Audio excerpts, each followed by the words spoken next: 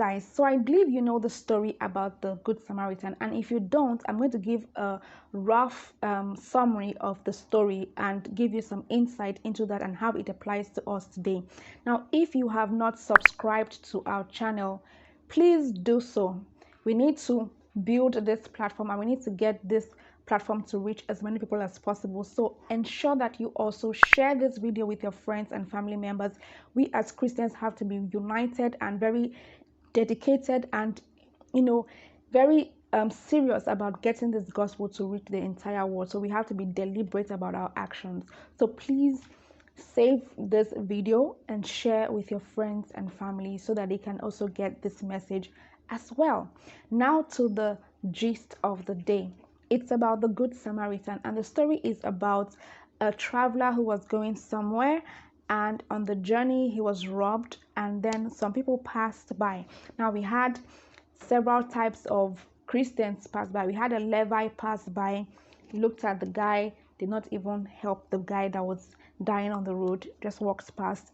Another guy passed by, looked at this guy, did not help him. So several people passed by and did not help him. Now a Samaritan saw this man and decided to help him, took him in, ensured that he was treated and taken care of and healed and all of that, and paid for his healing and all of that, and then left. Now this story tells us something. Now please ensure that you read the story in the Bible to get the full story. I just gave a very rough summary of the story. Now the whole point of this is that the Samaritans were not Christians. They were not children of God, as it were, and so you actually shouldn't expect so much from these people. They were seen as unbelievers. They were seen as not good people. Now the so-called good people saw this guy suffering, dying on the road, and did not help him out. They just walked past because, let's say, they were going to church. So you are a Christian, and how do you respond to things that are going on in your society? That's what I'm driving at by this. Are you going to be like the Levites who passed and did not do anything? Or are you going to be like the Good Samaritan? Or are you going to follow the example of Jesus Christ, who couldn't look away when he saw things that were sad? You see, if you are going on the road and you see something that is wrong going on, you cannot ignore it because it doesn't concern you. It's important for you to be able to be impacted by what is going on around you and to give your own impact into it, to change the status quo, to help to improve things. If you see something that is wrong, don't just accept it as that's the norm and continue by it. If you are going out and you see somebody is sick, let's say you're in the office, your colleague is sick in the office, and you can tell that this person is actually sick. There is nothing that stops you as a colleague, as a Christian, to say that, I think you are not feeling well. Please, you can go home. I would cover for you. I would take some of your task for you. That is you going the extra mile to help that person out. The person sees that light of Christ in you that other people will not do. And that shows the uniqueness of your character, your Christ-like character. The Bible says that when somebody asks you for a coat, give them 2. If somebody says you should go with them a mile, go 2 miles. You do the extra. That shows the light. If you do what the unbelievers do, there's no difference. But when you do something that is different, when you go the extra mile, it shows the light. So you are going by the way and you see somebody in danger. Somebody's car breaks down on the road, and it's in a place where there are other people there. So it's not as if that they are going to rob you or you're afraid of being robbed. Maybe it's a normal road, people are passing by, so they're not going to put a gun to your head to rob you there. There is nothing that stops you from parking to assist this person. I know that people get scared of being robbed and all of that, but you need to also be watchful and let the Holy Spirit direct you. But very importantly, have the heart to look out for your neighbor. Somebody is working and they are having issues with where to keep their children after school, and you are somebody who stays home, you are usually at home. This is your neighbor. Instead of you just looking at other person struggling, you can assist that neighbor and saying, oh, your child can come to my house to stay when they come back from school till you come back from work. That is you being neighborly. That is you being helpful. That is you making life better for your neighbor. It's not because you want money. It's just because you want to help. Now, when you want to tell that person about God, the person will listen to you. You see your neighbor carrying like 5 bags and trying to walk on the stairs, and you're just walking past. Why can't you help that person with some of the bags to their apartment and drop it for them and then go your way? It might not even be in your direction, but you go. I remember something that happened to me in South Africa when I was looking for the doctor's office in one hospital. And I asked a particular lady there that I wanted to go to XYZ place, and she knew the direction. So she decided to take us there. Now, she was going somewhere else altogether, but she left that and took us a long distance to where we were going to. Now, if in that journey she said to talk about God, I would listen. If I was not a Christian, I would listen. Why? Because she was being helpful. She was being good. In you doing the extra, you are shining God's light even without you even saying anything. So by the time you want to share your gospel, people will listen to you.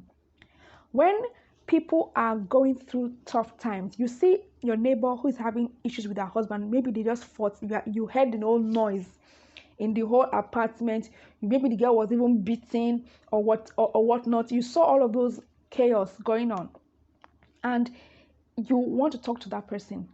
You don't go and start being all nosy, just trying to get gist, but you are genuinely talking to this person and giving this person help and encouragement and motivation, and you are being a source of strength to that person. Let me tell you the truth, the person will respect that and will definitely listen to you when you're talking about God. So you need to look at different avenues in your life where people are hurting, people are going through pains. People post things on social media about airing their hurt, airing how they feel about certain things, airing some of the difficult things that they're going through, and you see some nasty comments under it. Now, whenever you see people hurting, whenever you see people going through tough times, whether it is online or in the physical, in the office, your neighbors, church members, anybody that you come across, and you see them struggling, always try to be a source of strength and help to those kind of people. You go to the market, you see the woman that is trying to help her children. That's not the time for you to price the market till it's ridiculously cheap because you want to save a few bucks. I'm not saying you should not negotiate well, but some people will price these onions, like they will price it till the person can barely make any profit, but the person will just give it that thing because she just wants to make that little 5 naira so that she can feed her child. Meanwhile, you will still give that happy weekend gatesman, you will still give him 1,000 naira or 500 naira or 200 naira. But you cannot give that 200 naira to the hardworking woman who is slaving to make ends meet. Because you want to hear that, thank you, sir. Welcome, sir. Thank you very much, sir. Fakeness. A lot of people give because of that fake gratification of, thank you, sir. You're a good man, sir. So they can feel like they are good. Meanwhile, you make somebody else suffer. So you need to be very dedicated to helping people. Your maid, I'm going to say this thing because it's going to shake some tables, especially in Nigeria. Your maid is in your house and she's working 7 days a week. That is modern day slavery.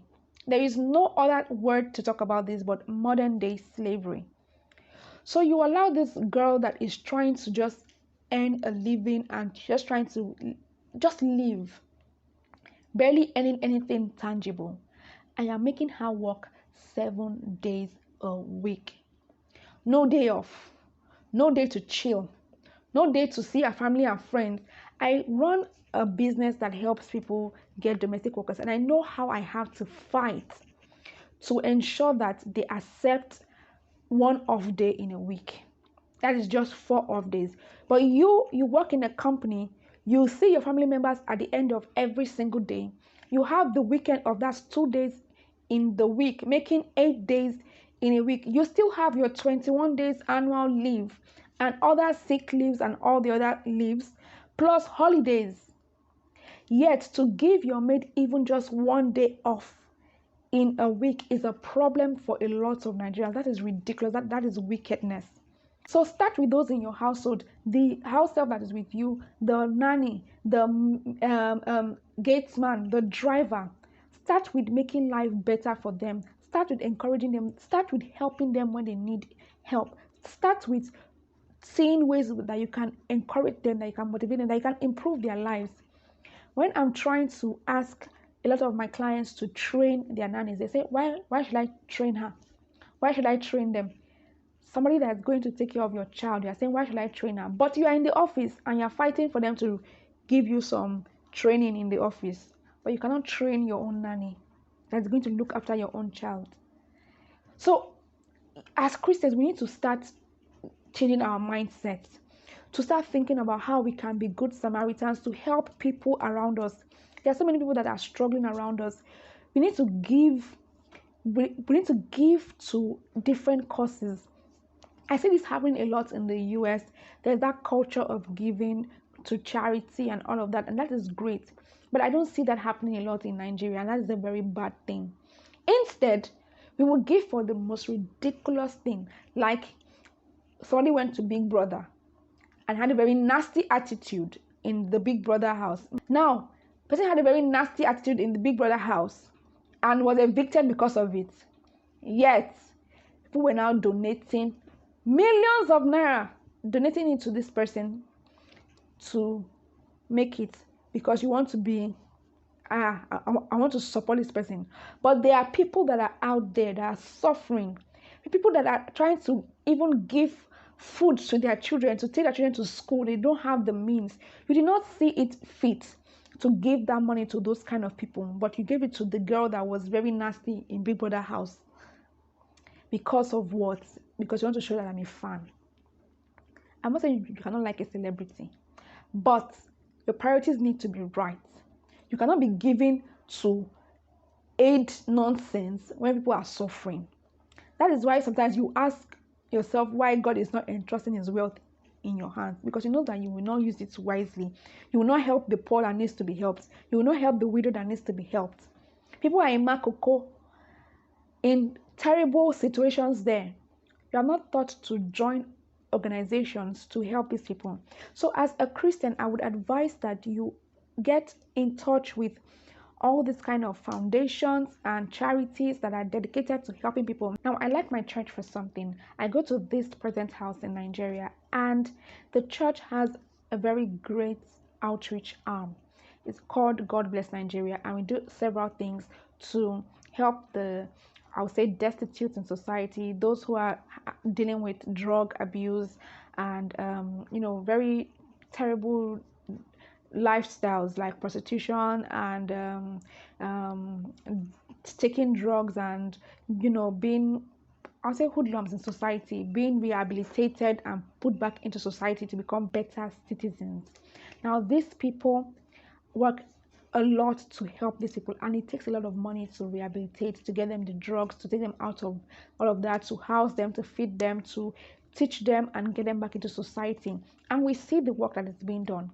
So of course, even if I don't have so much, I would give the little that I have to further that kind of work, because it's helping people. I can see lives being transformed.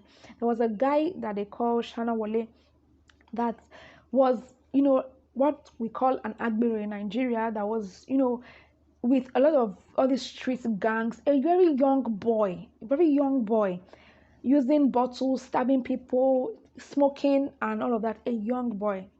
And he was taken into this program, and he was rehabilitated. Now he speaks English well, and he's doing great. He's learning a lot of things, and he's been, his life is changing.